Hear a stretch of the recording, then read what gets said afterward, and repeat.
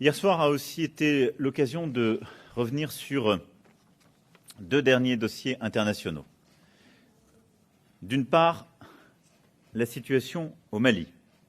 En effet, nous avons condamné avec la plus grande fermeté, en lien avec l'Union africaine et la CEDEAO, l'arrestation du président de la transition, de son Premier ministre et de leurs collaborateurs.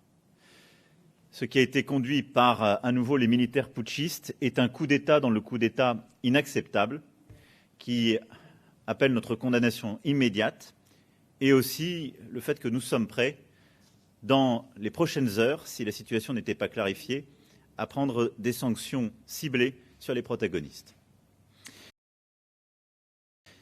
D'autre part, nous avons évoqué la question de notre relation avec le Royaume-Uni. En effet, nous avons collectivement réaffirmé notre volonté claire et simple de voir le texte et l'esprit des accords tout simplement appliqués en totalité et en bonne foi.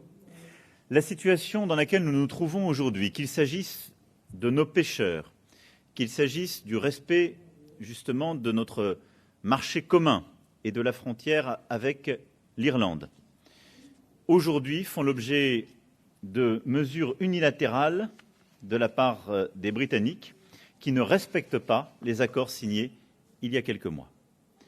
La négociation du Brexit est derrière nous, personne ne souhaite y revenir, mais nous nous tenons prêts à défendre ses intérêts et à faire appliquer les accords, comme l'Europe le fait et se doit de le faire pour l'ensemble des accords internationaux et à l'égard de tous ses partenaires internationaux.